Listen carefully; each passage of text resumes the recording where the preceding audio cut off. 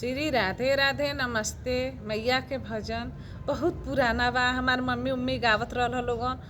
वह गीत हम आज आप सबके सामने ले आवतनी।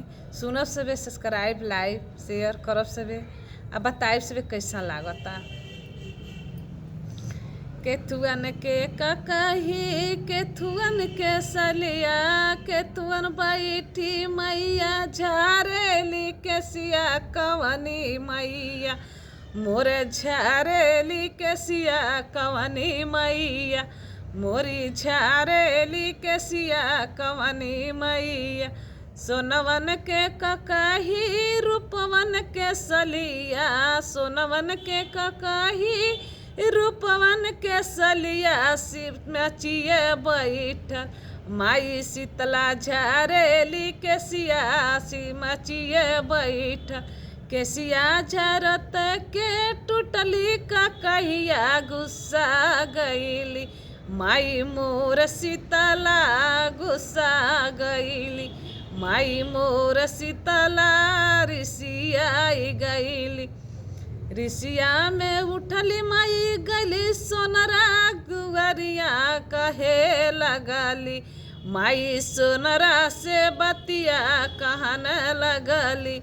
बाहर बाड़ की भीतर सोनरवा सुन बतिया, कैसन गढ़ल ककहिया टूटल सलिया, कैसन गढ़ल ककहिया टूटल सलिया। हाथ जोरी बोलेला सेवका जे सोनरा सुना मैया, आजू रही जी मोर घरवा सुनी मैया, आजू रही मोर घरवा सुनी मैया। राउर स्वागत मैया मोर करिया बहु चवरवाए मैया, डोलैया मोर रनिया चवरवाए मैया, डोलैया मोर रनिया बेनिया माए मैया। होते सुबेरे मैया गढ़बे ककहिया मगही ढोली पनावा, देबे हम खियाई मैया मगही ढोली पनावा। इतना तेज सुने मैया लिहली असनवा सोनरे घरवा, माई रुकी गईली रतिया सोनरे घरवा, मैया रुकी गईली रतिया सोनरे घरवा। सोनरा के बहुआ रे लागा चौकिया उनकर धनिया, माई के दबावेल चरनिया उनकर धनिया।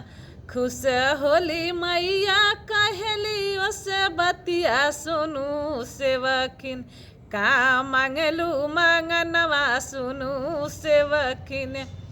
राउर दिहल माई बेटवा से बिटिया राउर दिहल, माई मांगी के से नूरवा राउर दिहल।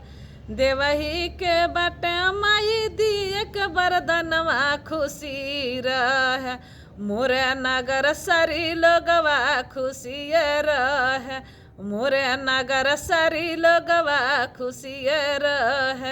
जय माता जी।